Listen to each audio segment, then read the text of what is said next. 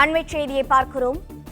தூத்துக்குடி அமுதா நகரைச் சேர்ந்த டாஸ்மாக் பணியாளர் அருணாச்சலத்தை தென்பாகம் போலீசார் அடித்துக் கொன்றதாக புகார் அளிக்கப்பட்டிருந்தது. இந்த நிலையில் சட்டவிரோத மது விற்பனை விசாரணைக்கு தென்பாகம் போலீசார் அழைத்துச் சென்று அடித்துக் கொன்றதாக புகார் அளிக்கப்பட்டிருக்கிறது. டாஸ்மாக் கடையில் பணியாற்றிய அருணாச்சலத்தை கடந்த 17ஆம் தேதி காலை போலீசார் விசாரணைக்கு அழைத்துச் சென்றதாகவும் இது தொடர்பான மேலும் விவரங்களை வழங்க இணைப்பில் இருக்கிறார் செய்தியாளர் நாகராஜ். வணக்கம். தற்போது காவல்துறையினரின் விளக்கம் என்ன? இந்த குற்றச்சாட்டின் மீது விவரிக்கலாம்.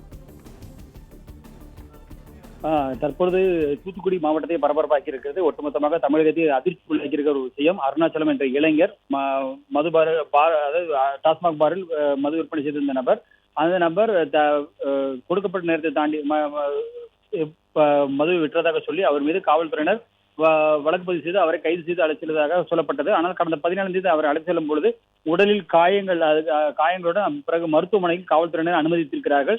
இந்த நிலையில் இன்று காலை அவர் உயிரிழந்ததற்காக அவர் உறவினர்கள் காவல்துறையினர் அடித்து கொண்டிருக்கிறார்கள். எனவே இது சம்பந்தப்பட்ட காவலர்கள் மீது உரிய நடவடிக்கை எடுக்காமல் நாங்கள் உடலை வாங்க மாட்டோம் என்று போராட்டத்தில் முன்னெடுத்திருக்கிறார்கள்.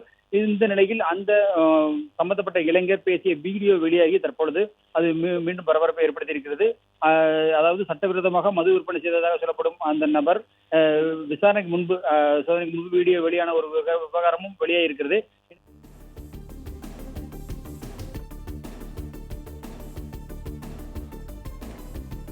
தூத்துக்குடியில் விசாரணைக்கு சென்றவர் அடித்து கொலை என புகார் வந்திருக்கிறது. இந்த நிலையில் விசாரணைக்கு முன்பு சோதனையிடும் வீடியோ ஆனது வெளியாக இருக்கிறது. காவல்துறையினர் அவரை சோதனை மேற்கொள்ளும் வீடியோவை தற்போது பார்த்துக் கொண்டிருக்கிறோம்.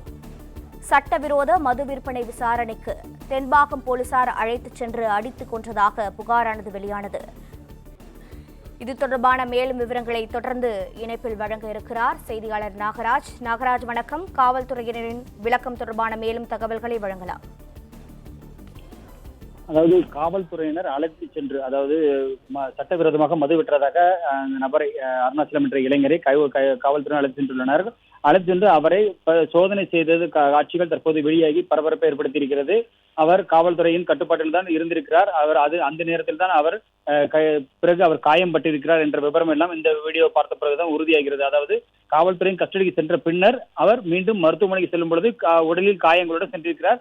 பின்னர் சிகிச்சை பலனின்றி தற்போது இன்று உயிரிழந்திருக்கிறார். எனவே காவல்துறையினரின் தாக்குதலால் தான் இந்த சம்பவம் நடந்திருக்கிறது என்பதை அவரது உறவினர்கள் குற்றம் சாட்டுகின்றனர். அது மட்டுமின்றி இந்த விஷயத்தில் உறுதிப்படுத்தும் விதமாக காவலர்கள் அவரை அழைத்து சென்று உடலில் சோதனை செய்த வீடியோ தற்பொழுது வெளியானது மீண்டும் அதிர்ச்சி ஏற்படுத்தியிருக்கிறது.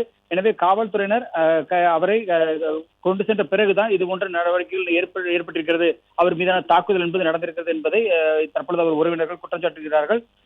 அதனை உறுதிப்படுத்தும் வகையில் இந்த காணொலி என்பது தற்பொழுது கிடைத்திருக்கிறது. இந்த காணொலியில் அந்த காவலர் அவர் உடலில் ஏதேனும் மறைத்து வைத்திருக்கிறாரா, சட்டவிரோதமாக விற்ற மது சம்பந்தமாக ஏதேனும் தடயங்கள் அவரிடம் இருக்கிறதா என்று அவர்கள் சோதனையிட்டிருக்கிறார்கள். அந்த காட்சி தான் தற்போது வெளியாகி பரபரப்பை ஏற்படுத்தியிருக்கிறது.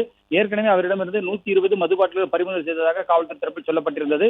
இன்னும் முழுமையான விவரங்கள் என்பது காவல்துறை தரப்பில் உறுதியாக இன்னும் அளிக்கப்படவில்லை. இருப்பினும் இது தற்போது எழுந்துள்ள புகார்கள் காவல்துறைக்கு எதிராக வலுவான ஒரு விஷயமாக மாறியிருக்கிறது. அதாவது காவல்துறையினர் விசாரணைக்காக இளைஞர் அருணாச்சலத்தை அழைத்து சென்ற நிலையில் மீண்டும் அவரை உடலில் காயங்களுடன் அவரை வலிப்பு ஏற்பட்டது, கீழே விழுந்ததாக கூறி அவர் தலையில் காயம் ஏற்பட்டிருக்கிறது என்ற காரணத்தை கூறி காவல்துறையினர் தூத்துக்குடி அரசு மருத்துவமனையில் அனுமதித்திருக்கிறார்கள். ஆனால் அருணாச்சலம் கீழே விழுந்துதான் காயம் ஏற்பட்டதா அல்லது காவல்துறையினர் தாக்கியதால் ஏற்பட்டதா என்பது குறித்த விசாரணை என்பது கண்டிப்பாக நடத்தப்பட வேண்டும் என்ற கோரிக்கை முன்வைத்திருக்கிறார்கள் அவர் உறவினர்கள்.